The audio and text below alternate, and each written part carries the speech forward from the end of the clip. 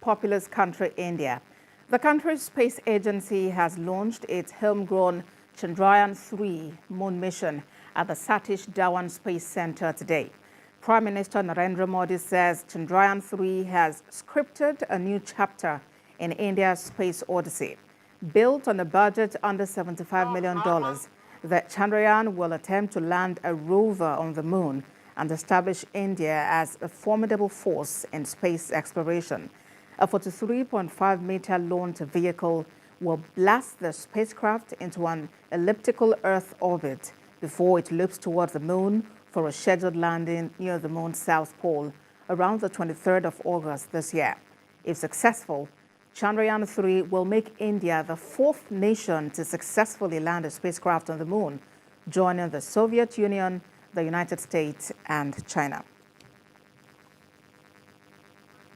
Still in India, authorities in the country's capital region evacuated thousands of people and ordered all schools and colleges to remain closed until Sunday as a major river running right through Delhi spilled over its banks late Wednesday, flooding homes and major roads. People were urged to stay inside and work from home if possible, as the flooding threatens to inundate more of the city, which is home to some 30 million people. We have more in the following reports. Many rivers across northern India have been swollen over the last week by record monsoon rains hitting the region. Some parts of the Delhi subway system, which is used by 2.5 million people daily, were also shut down, putting more pressure on the waterlogged roads.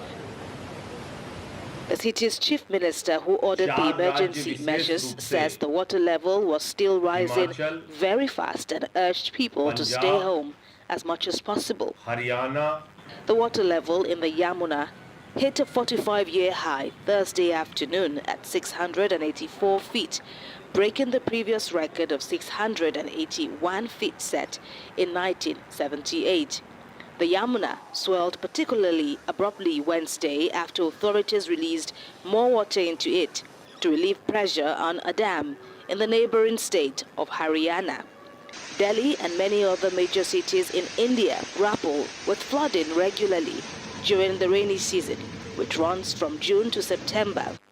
While destructive, the monsoon rains have long been a lifeline for agriculture and drinking water supplies in the region. Many residents in Delhi, Mumbai, Bangalore, and other huge cities have consistently blamed mismanagement and poor drainage systems for the regular waterlogging. While it eased recently, this year's monsoon in Delhi was also a record breaker.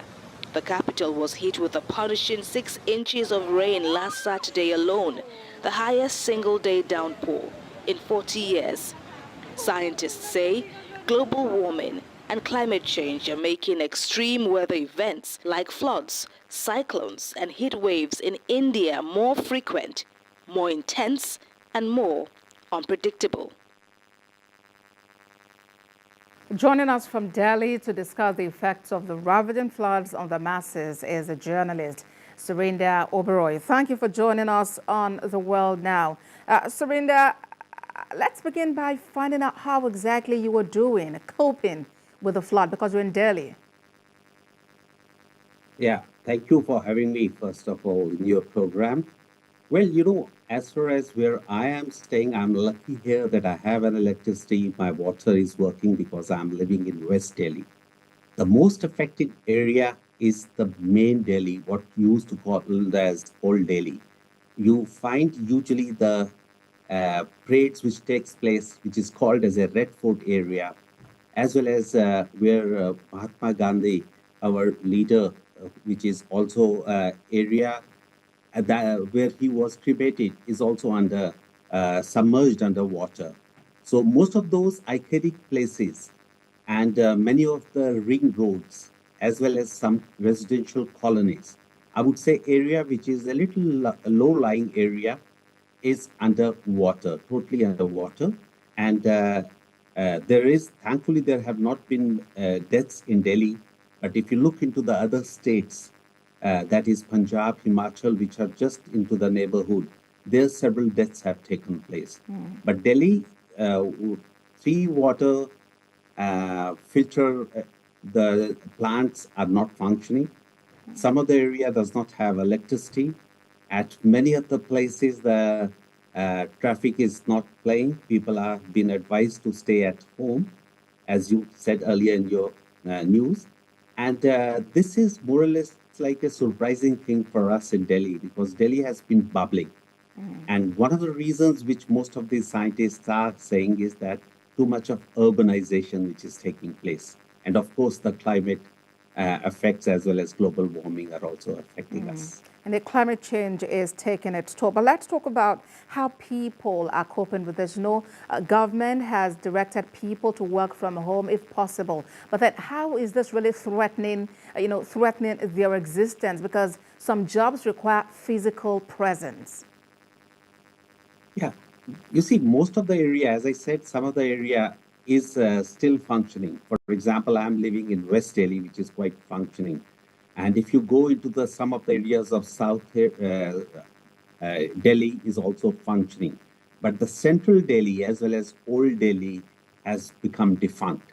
So those are the areas. But if you look into where most of the embassies are there, the only problem right now is that their staff may not be able to reach into those areas. Thankfully, the things have not gone worse as compared to what has happened in Himachal Pradesh, which are on the foothill states. Delhi, still things are under control, but things are bad. It was just shocking for everyone to see that how those roads which were plying with thousands of vehicles abruptly were like a river which was flowing around that area. So it's a like people have been compromising a little. The essential commodity rates have really gone up. For example, tomatoes are not at all available in the market. And why? Because people have not been able to get from rural areas or areas which are agricultural lands as far as vegetables are concerned. All right. So drinking water will be the one of the biggest problem which government is trying to help. School colleges, of course, have been stopped, but the rehabilitation program, at least for people, the temporary camps which have been opened up to refuge most of the people who were living in the low-lying area, which in Delhi, I would say, are around 25,000 people. All right. Oh, sorry. Okay. So sorry about that. And, I really would have loved to know if government is doing anything specific to handle the situation, especially in the form of palliatives. But then also, your country is celebrating at this time, launching your homegrown Chandrayaan-3 moon mission. So that's some good news coming from that aspect. So congratulations to you and the team. You should take some water. Thank you, Surinder, for talking to us at this time.